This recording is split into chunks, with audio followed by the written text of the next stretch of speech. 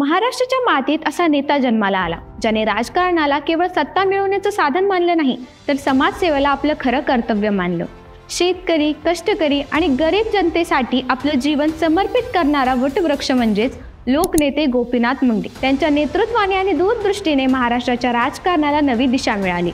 जेव्हा महाराष्ट्रातील राजकारण कुरघोड्या, आरोप प्रत्यारोप आणि चिखलफेकीने गढूळ झालं होतं, तेव्हा गोपीनाथ मुंडे यांनी नैतिकता, पारदर्शकता आणि मानवी मूल्य यांच्यावर आधारित राजकारणाचा नवा आदर्श निर्माण केला। त्यांचं नेतृत्व हे संघर्षातून तयार झालेलं होतं। त्यांच्या विचारांनी कित्येक तरुणांना प्रेरणा दिली।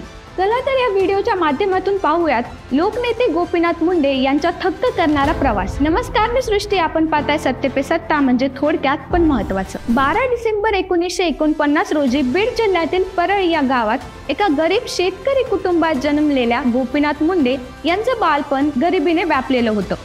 शेतकऱ्यांच्या हालअपेष्टा, पाणी टंचाई आणि दुष्काळ यांचे वास्तव पाहताना त्यांच्या मनात ग्रामीण भागासाठी काहीतरी करण्याची इच्छा लहान वयातच रुजली। कुटुंबाची परिस्थिती अत्यंत हालाकीची होती। त्यांनी स्वतः अपार कष्ट सहन केले। गरिबीच्या जाणीवेतूनच त्यांनी स्वतःसाठी वेगळी वाट निर्माण केली। सामान्य परिस्थितीतून असामान्य नेते होण्याचं हे उदाहरण आजही लाखो लोकांना प्रेरणा देतं। गोपीनाथ मुंडेंनी बीड जिल्ह्यातून आपल्या राजकीय प्रवासाला सुरुवात केली आणि लवकरच महाराष्ट्राच्या कानाकोपऱ्यात त्यांचं नेतृत्व पोहोचलं। त्यांच्या नेतृत्वाखाली ग्रामीण भागाच्या विकासासाठी पुढील महत्त्वाच्या योजना राबवल्या गेल्या। त्यांनी शेतकऱ्यांच्या आत्महत्यांना आळा घालण्यासाठी व्यापक जनजागृती केली। कर्जमाफी योजना राबवून शेतकऱ्यांना दिलासा दिला। जलसिंचन प्रकल्प उभारून पाण्याचा प्रश्न सोडवला। तसेच मुंडे साहेबांनी महिलांसाठी बचत गट चळवळ राबवून त्यांना आर्थिक स्वावलंबनाचं हत्यार दिलं। ग्रामीण महिलांना स्वयंरोजगारासाठी प्रेरित केलं। एवढ्यावरच न थांबता त्यांनी रस्ते, पूल, वीज आणि पिण्याच्या पाण्याच्या सुविधा गावागावापर्यंत पोहोचवल्या। शिक्षणाच्या माध्यमातून ग्रामीण भागातील मुलांना उज्ज्वल भविष्याची संधी दिली। मुंडे साहेबांच्या दूरदृष्टीमुळे ग्रामीण महाराष्ट्राला नवसंजीवनी मिळाली। 1995 साली गृहमंत्री म्हणून कार्यभार स्वीकारल्यानंतर मुंडे साहेबांनी महाराष्ट्रातील कायदा आणि सुव्यवस्थेचं चित्र पालटून टाकलं। त्यांनी मुंबईतील गुन्हेगारी टोळ्यावर कारवाई करून कायदा आणि सुव्यवस्था प्रस्थापित केली। त्याचबरोबर आधुनिक तंत्रज्ञानाचा उपयोग करून पोलीस दल अधिक सक्षम केलं। महिला सुरक्षेसाठी विशेष पथक स्थापन केली। गोपीनाथ मुंडे हे ओबीसी समाजाचे खऱ्या अर्थाने नेते होते। त्यांनी या समाजाच्या हक्कांसाठी संसदेत आवाज उठवला आणि मंडल आयोगाच्या अंमलबजावणीसाठी मोठं योगदान दिलं। मुंडे साहेबांनी ओबीसी समाजाला आरक्षण मिळवून दिलं, ज्यामुळे या समाजातील लोकांना शिक्षण आणि नोकऱ्यात संधी मिळाली। गोपीनाथजी मुंडे यांच्या नेतृत्वामुळे ओबीसी समाजाला सन्मान मिळाला। गोपीनाथ मुंडेचं तत्वज्ञान नेहमी स्पष्ट होतं।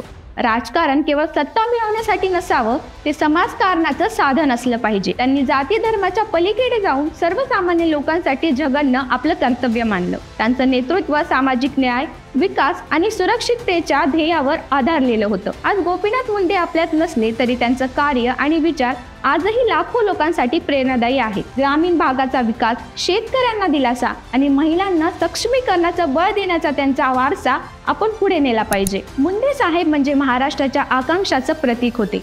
त्यांच्या कार्याने महाराष्ट्राला सामाजिक न्याय, सुरक्षितता आणि विकासाची नवी दिशा दिली। गोपीनाथ मुंडे हे खऱ्या अर्थाने लोकनेते होते, ज्यांनी राजकारणाला समाजकारणाचं साधन बनवलं।